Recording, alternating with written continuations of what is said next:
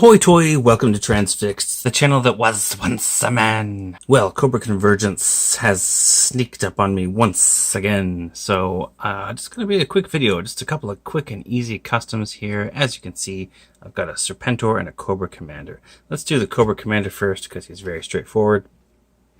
This, of course, is just the body of Headman. And the Headman's head has been removed and stuck on this wild bill.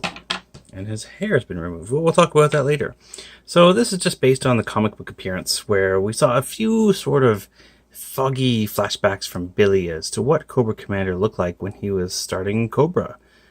From his humble beginnings as a used car salesman, to his pyramid scheme, to his world domination plans. And I thought the head of Grunt looked pretty good. This is Grunt version, I want to say 3. This is the Grunt body, and this is the head I took it off of, and he's very intense. And I thought this kind of looks like what he looked like in the comic, from what we can see. We can't see a lot. A nice little buzz cut here, but a little curl. Yeah, I thought this would be a good Superman. I think if I take some alcohol, I could probably remove these gold pinstripes. And yeah, it's a basic figure, basic custom. And then Serpentor. This is based on the artwork in the Marvel comics from the yearbook, where they showed Serpentor in this kind of getup. And yeah, he has a few different looks in the comics. It wasn't quite the elaborate costume he had in the toy until later. So to recreate that, I needed brown pants and I needed a sidearm. So I just took Hardball's legs and waist. And that gave him that stuff. And then Dr. Mindbender's torso. I was thinking about Big Boa, but it's a little too big and doesn't have these. So with Dr. Mindbender's torso, I was able to get these straps. And I just used a Gundam paint marker, this guy right here, to draw in the green.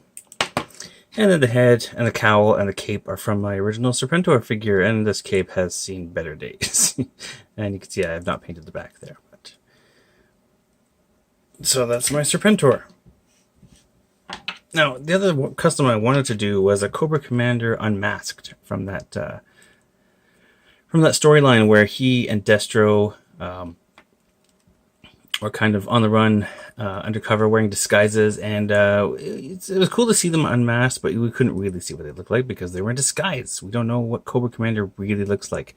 But in the comic, he had sunglasses and kind of this weird beatnik look going on with the ponytail and the, what's this, like the Van Dyke type of facial hair configuration. So between Wild Bill and Headman, he has the attributes I'm looking for. I think these sunglasses from Wild Bill look good. He's got the facial hair. But this mask would have to be... The mask is actually molded in, so that'd be hard to get rid of. I did remove the head and hair, so this is just a rubber piece that I just pried off. That was just glued on. So I'm thinking maybe what I could do is take this ponytail and stick it on here somehow.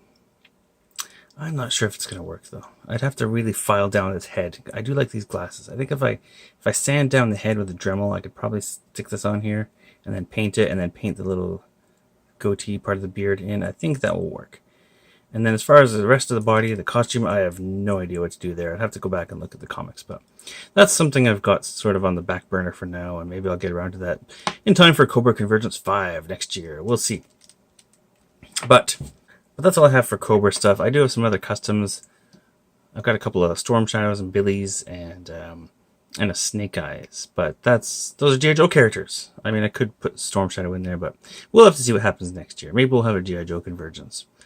But anyway, that's my humble contribution this year. Thanks for watching.